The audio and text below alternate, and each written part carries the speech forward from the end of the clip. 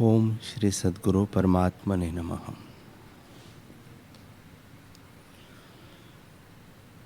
श्री योग वशिष्ठ महारामायण स्थिति प्रकरण सर्ग 11। काल बोले, हे मुनीश्वर, ऐसी गंगा के तट पर जिसमें महातरंग उछलते हैं और झनकार शब्द होते हैं, तुम्हारा पुत्र तप करता है। शीर पर उसके बड़ी जटा है और सर्व इंद्रियों को उसने जीत लिया है। जो तुमको उसके मन के विस्तार को देखने की इच्छा है, तो इन नेत्रों को मूंद कर ज्ञान के नेत्रों से देखो। हे रामचंद्र जी, जब इस प्रकार जगत के ईश्वर काल ने, जिसकी समदृष्टि है, कहा, तब मुनीश्वर के नेत्रों को मूंद कर जैसे कोई अपनी बुद्धि में प्रतिबिंब देखे, ज्ञान नेत्र से एक मुहूर्त में अपने पुत्र का सब वृत्तांत देखा। और फिर मंदराचल पर्वत पर जो भृगु शरीर पड़ा था, उसमें प्रवेश कर अंतवाहक शरीर से अपने अग्रभाग में काल भगवान को देखकर पुत्र को गंगा के तट पर देखा। यह दशा देख वह आश्चर्य को प्राप्त हुआ और विकार दृष्टि को त्याग कर निर्मल भाव से वचन कहे। हे भगवन, तीनों काल के ज्ञाता ईश्वर, हम बालक हैं, इसी से निर्दोष है। तुम सरीखे बुद्धिमान और तीन काल अमलदर्शी है। हे भगवन, ईश्वर की माया महा आश्चर्य रूप है, जो जीवों को अनेक भ्रम दिखाती है और बुद्धिमान को भी मोह करती है, तो मूर्खों की क्या बात है। तुम सब कुछ जानते हो, जीवों की सब वार्ता तुम्हारे अंतर्गत है। जैसी जीवों के मन की वृत्ति होती है, उसके अनुसार वे भ्रमते हैं। वह मन की वृत्ति सब तुम्हारे अंतर्गत फुरती है। जैसे इंद्रजाली अपनी बाजी का वेत्ता होता है, तैसे ही तुम इन सबों के वेत्ता हो।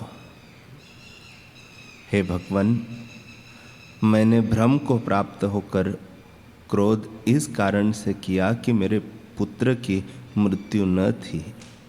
वह चिरंजीवी था और उसको मैं मृतक हुआ देख के भ्रम को प्राप्त हुआ था। हमारा क्रोध आपदा का कारण नहीं था, क्योंकि जब मैंने पुत्र का शरीर निर्जीव देखा, तब कहा कि अकारण मृतक हुआ, इस कारण क्रोध हुआ। क्रोध भी नीति रूप है, अर्थात जो क्रोध का स्थान हो वह क्रोध चाहिए।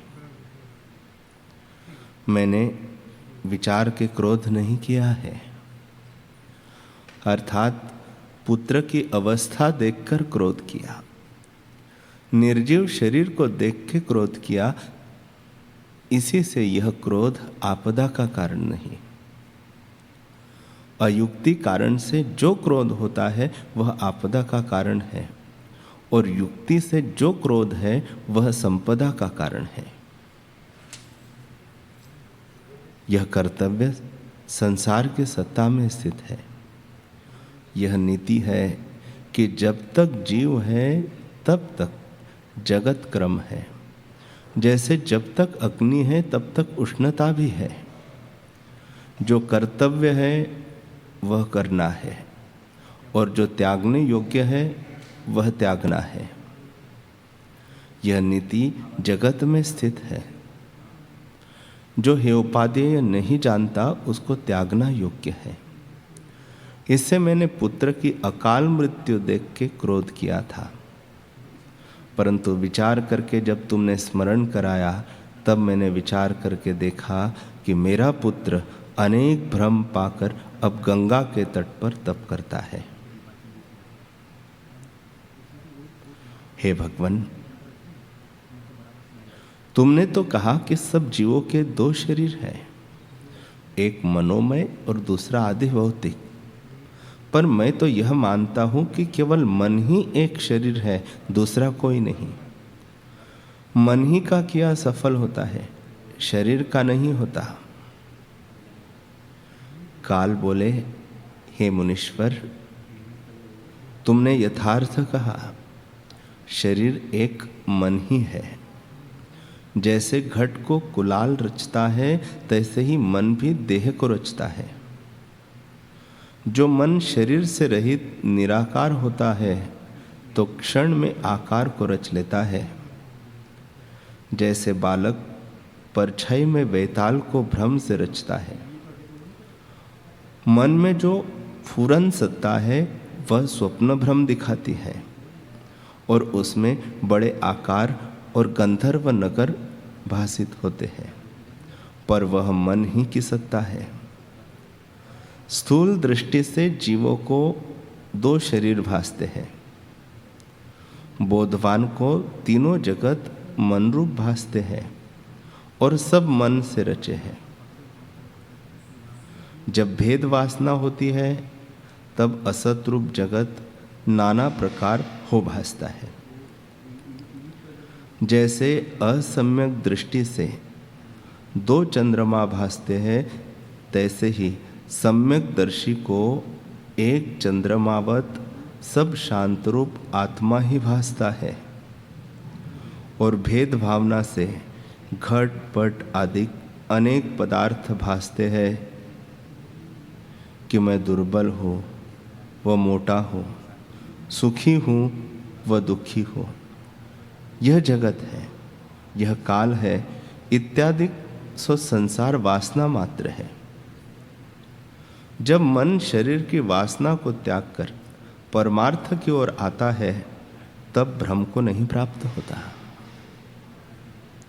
हे मुनीश्वर, समुद्र से तरंग उठकर ऊर्ध्व को जाता है। जो वह जाने कि मैं तरंग होता हूं, तो मूर्ख है। यही अज्ञान दृष्टि है। ऊर्ध्व को जावेगा तब जानेगा मैं ऊर्ध्व को गया हूं। नीचे जावेगा तब जानेगा मैं पाताल को गया हूं। यह कल्पना ही अज्ञान है, वास्तव नहीं। वास्तव दृष्टि यह है, जो अधः हो अथवा ऊर्ध्व हो, परंतु आपको जल रूप जाने। तैसे ही जो पुरुष परिच्छेद देहादिक में अहम प्रतीत करता है, सो अनेक भ्रम देखता है। सम्यकदर्शी सब आत्मरूप जानता है। सर्वजीव आत्मरूप समुद्र के तरंग है। अज्ञान से भिन्न है और ज्ञान से वही रूप है। आत्मा रूपी समुद्र सम, स्वच्छ, शुद्ध, आदि रूप, शीतल, अविनाशी और विस्तृत अपनी महिमा में स्थित है और सदा आनंद रूप है। जैसे कोई जल में स्थित हो और तट पर पहाड़ में अग्नि लगी हो, तो उस अग्नि का प्रतिबिंब जल में देख वह कहे कि मैं दग्ध होता हूं। जैसे भ्रम से उसको ज्वलंता भासती है, तैसे ही जीव को आभास रूप जगत सुखदायक भासता है। जैसे तट के वृक्ष, पर्वत आदि पदार्थ जल में नाना प्रकार प्रतिबिंबवत भासते हैं, तैसे ही आभास रूप जगत को जीव नाना रूप भासते हैं। जैसे एक समुद्र में नाना तरंग भासते हैं, तैसे ही आत्मा में अनेक आकार जगत भासता है। वास्तव में द्वैत कुछ नहीं, सर्वशक्ति रूप ब्रह्म सत्ता ही है।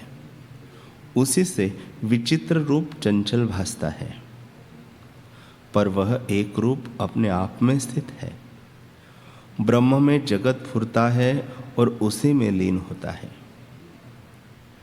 जैसे समुद्र में तरंग उपजते हैं और फिर उसी में लीन होते हैं, कुछ भेद नहीं, पूर्ण में पूर्ण ही स्थित है। जैसे जल से तरंग और ईश्वर से जगत और पत्र, डाल, फूल, फल वृक्ष रूप है, तैसे ही सब जगत आत्म रूप है और वह आत्मा अनेक शक्ति रूप है। जैसे एक पुरुष अनेक कर्म का कर्ता होता है और जैसा कर्म करता है तैसे ही संग को प्राप्त होता है। अर्थात पाठ करने से पाठक और पाक करने से पाचक और जाप करने से जापक आदि नाम धरता है। तैसे ही एक आत्मा में अनेक शक्ति धारता है। जैसे जिस आकार की परछाई पड़ती है तैसा ही आकार भासता है और एक मेघ में अनेक रंग सहित इंद्रधनुष भासता है, तैसे ही यह अनेक भ्रम पाता है।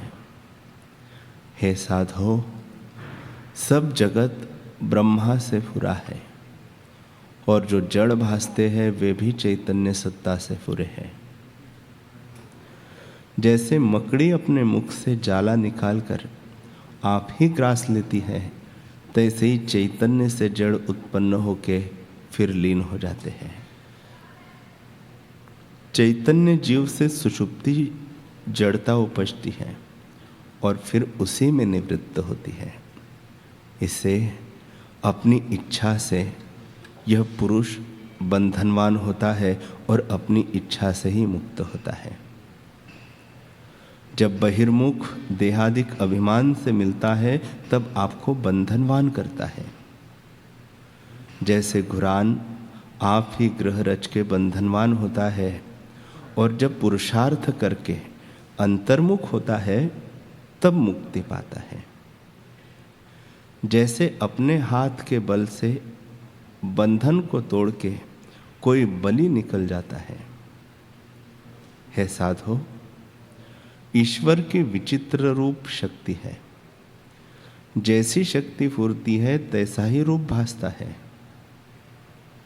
जैसे ओस आकाश में उपजती है और उसी को ढांप लेती है, तैसे ही आत्मा में जो इच्छा शक्ति उपजती है वही आवरण कर लेती है और उसी में तन्मय रूप हो जाती है।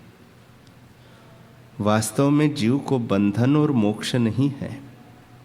बंध और मोक्ष दोनों शब्द भ्रांति मात्र है। मैं नहीं जानता कि बंध और मोक्ष लोक में कहाँ से आए हैं। आत्मा को न बंधन है और न मोक्ष है। ऐसे सतरूप को असत्य रूप ने ग्रास लिया है, जो कहता है कि मैं दुखी व सुखी हूँ, दुबला व मोटा हूँ इत्यादि माया महा आश्चर्य रूप है, जिसने जगत को मोहित किया हुआ है। हे मुनीश्वर, जब चित्त संवित कलना रूप होती है अर्थात दृश्य से मिलके स्फूर्ति रूप होती है, तब कुसवारी किनाई आप ही आपको बंधन करता है और जब दृश्य से रहित अंतर्मुख होता है तब शुद्ध मोक्ष रूप भासता है। बंध और मुक्ति दोनों मन की शक्ति है। जैसा जैसा मन का फुरना है तैसा तैसा रूप भासता है। अनेक शक्ति आत्मा से अनन्य रूप है। सब आत्मा से उपजा है और आत्मा में ही स्थित है। जैसे समुद्र में तरंग उपजते हैं और उसी में स्थित होकर लीन हो जाते हैं और चंद्रमा से किरणें उदय होकर भिन्न भासती है पर फिर उसी में लीन होती है, तैसे ही जीव उपज कर लीन हो जाते हैं। परमात्मा रूपी महासमुद्र है, चेतनता रूपी उसमें जाल है, जिससे जीव रूपी अनेक तरंग उपजते हैं और उसी में स्थित होकर फिर लीन हो जाते हैं।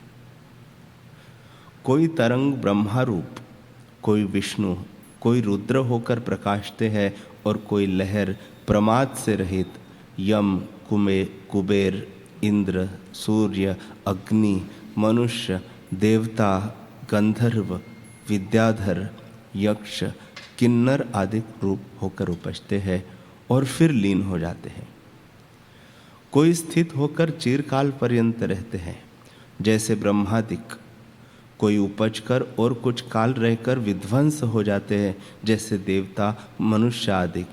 और कोई कीट, सर्प आदि फुरते हैं और चिरकाल भी रहते हैं और अल्पकाल में भी नष्ट हो जाते हैं।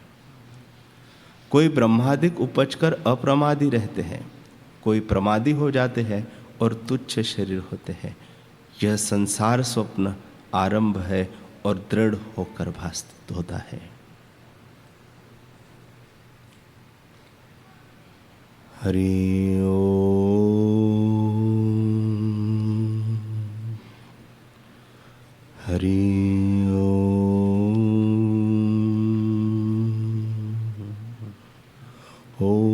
सहनावतु सहनौ भुनक्तु सह वीर्यं करवावहै तेजस्विनावधीतमस्तु मा विद्विषावहै। ओम शांति शांति शांति। श्री सद्गुरुदेव भगवान की जय।